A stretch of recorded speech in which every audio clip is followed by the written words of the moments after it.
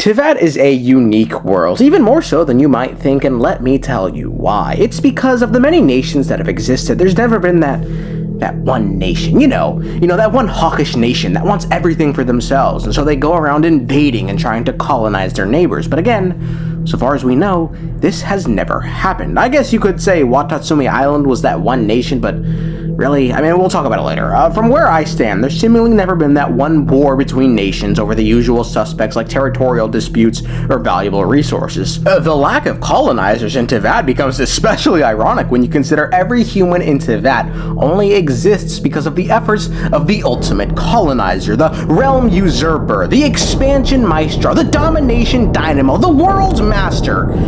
But to us, he's simply the primordial one, a progenitor god hailing from beyond the stars. 'Twas Phanes itself that set the precedent that colonization is seemingly an okay act for the greater good, and it was also Phanes itself that seemingly lost all interest in keeping the one unified nation after the war with the second who came, leading to the fragmented nations we have today. These nations all grew to become very different from one another, having different ideals and ways of life. Mondstadt, for instance, despite being a godless nation for many years, is seemingly the most religious, being the only nation of the 14 we have visited so far to have a church. And for those confused by the number 14, we have visited Mondstadt, Liyue, Inazuma, Sumeru, Fontaine, Dekarabi Mondstadt, Salvanir, Guili Assembly, Saltarai, the Unknown Civilization, and the Chasm, the two nations on Surimi Island, which I'm counting as one, Watatsumi Island, which although eventually became part of Inazuma, was a separate nation with its own culture and god, on Konomiya, and Sala. It's kind of funny, huh? The one nation with an absentee god is also the one with the most lavish cathedral and a big ass statue dedicated to him in the middle of the city. Some places like Liyue worship more than just their god, but also a group of people such as the Adepti, and on the opposite end of the spectrum we have Conria, which, I mean, from what it sounds like, was pretty much founded on the basis of like two dudes coming together and just going, man, there is nothing I hate more than those bitch ass niggas in that island in the sky. Economic wise, some areas like Mondstadt rely more on agriculture due to the abundance of plains, allowing businesses like the Dawn Winery to thrive, whereas a place like Liyue, which is few plains by comparison and is a lot more mountainous, is seen as a hub for trade thanks to Liyue Harbor. Places like Sumeru value knowledge above all else. To this end, most people within the city were big brothered and outfitted with a device known as the Akasha that would answer any question they had. Places like Natlan value war and warrior culture. The city of Fontaine is filled with a plethora of drama whores, and in Inazuma, they really like the katana. Be it culturally or economically, you can see how different each of these nations are. However, the one similarity that can be found with most of them is their militaries. With the exception of Sumeru, they all have one. The Knights of Favonius in Mondstadt, the Militaries in Liyue, the Shogunate in Inazuma. I mean, Sumeru officially has none. I mean, I guess they got the Eremites, but I mean, those fine fellas they're all mercenaries, meaning they just work for hire.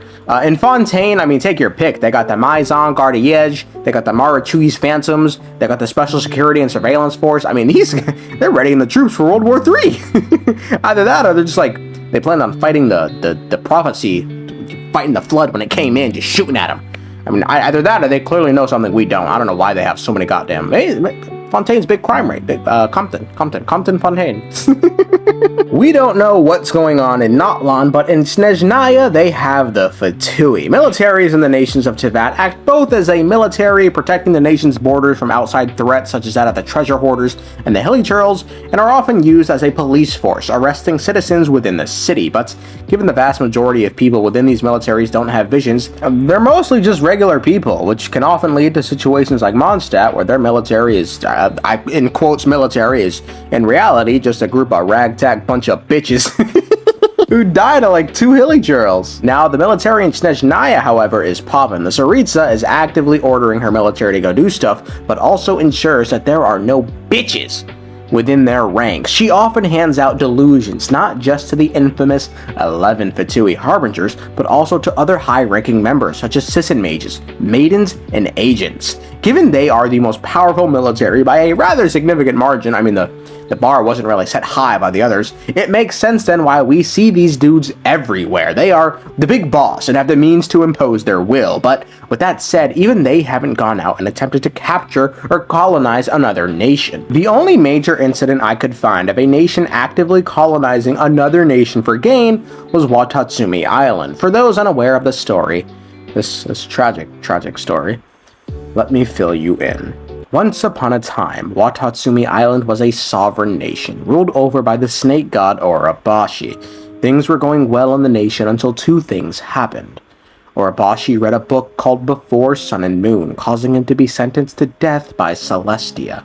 The second was that the land of Watatsumi Island would stop becoming fertile, causing famines to plague the island. As a result of the famines, the people of Watatsumi Island would plead with Orobashi to invade Yashiori Island for their resources. Quote, "The great serpent asked again, 'Indeed it is my failing that has caused you to go hungry. What then, my people, is your request?' The honest elders replied, 'You made a road for us, guiding us to create a nation amidst the blue seas with no need for robbery, oppression, or tyranny. For this we are already more than grateful, yet to the east of our coral islands there are lands wider and more fertile still.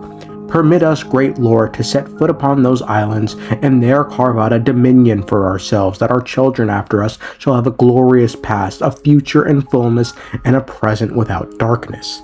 The great serpent was silent and made no reply.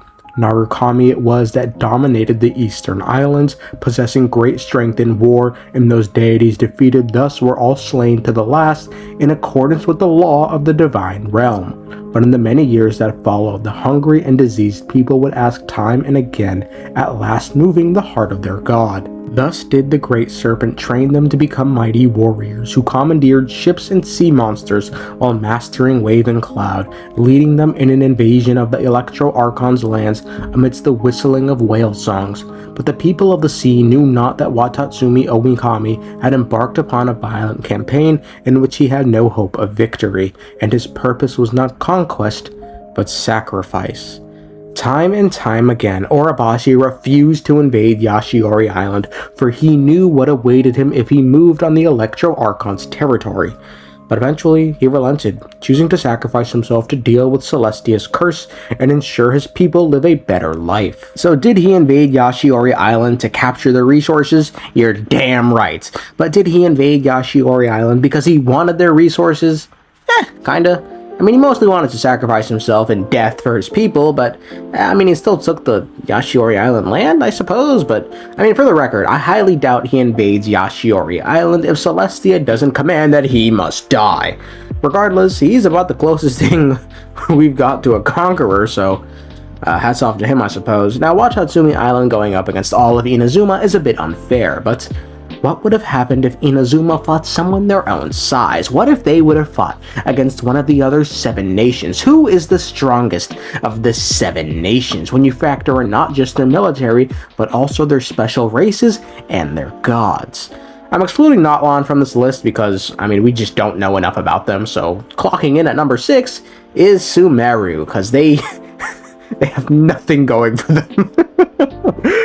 And no military, and no group of super niggas like in Liyue, no special beasts like in Mondstadt. Nahida can't fight. All they got is a group of mercs who can just be bought off. And I mean, you take that off the table, maybe they could outsmart people, but even then, there's not a lot of wiggle room. You're sort of just getting stacked to death here. Nahida's lucky, everyone likes her, because if she was unlikable, bro, oh my god, they'd be speaking Natlantian over there in Sumeru. Number 5, I have Mondstadt, because despite them having the 4 wins, not a damn soul in that city would be able to stop Neuvillette, man. Who's doing it? Not Barbados, not the 4 Winds, not that sad bunch of bitches out of the Knights of Favonius. Who's stopping him? I think he just solos the region. I'm going to be completely honest with you guys. Number 4, this is probably going to anger people. I got Inazuma, and look, let me explain. Because despite Inazuma having the yokai, you know, their group of super people, these niggas are sorry, man. These niggas are so sorry, bro. For reference, let's talk about Kujo Sara and Yaimiko. Kujo Sara beats someone like Arataki Ito in a duel, which is, you know, that's great. I mean, you know, he belongs to a special race too, so bonus points, but she was slumped, gone against the rank 8 Harbinger La Senora. I mean, she is out cold. And as for Yae Miko, who called herself the most powerful yokai to ever exist, she preferred to give up the Gnosis to Scaramouche, as opposed to fighting him, who was the rank 6 Harbinger, because that would involve her risking life and limb. So, I mean, look, I'm just not convinced by this race of super beings like I am with, say, the Adepti.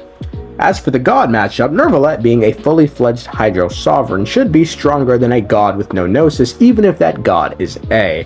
As such, while I don't think there's anyone in Fontaine's military that would be able to stop someone like Yae Miko or Kujo Sara, ultimately, I don't think they themselves can do much in the way of stopping Neuvillette. Now, a group of super beings who would be able to assist their god in doing so are the Adepti, which is why I have leeway in the number 2 spot. Adepti such as Xiao, Ganyu, Cloud Retainer, Streetward Rambler all fought in the Archon War, which is why they are so highly respected as a species. They've assisted Rex Lapis in defending Liyue from countless evil gods and vanquished them all the while. While Neuvillette is a Hydro Sovereign, he is not the primordial one, a progenitor god hailing from beyond the stars. His jaw just finna drop in disbelief when the Melusine army he assembled just gets wiped out by Xiao alone, and he has to sit here and fight Morax and 8 super niggas all by himself. Now, the only remaining nation I could possibly have in the number 1 spot is Snezhnaya, thanks to them having him. The unflagging and heroic captain, the dauntless captain of righteousness, the formidable and unwavering captain, the fearless and stalwart captain.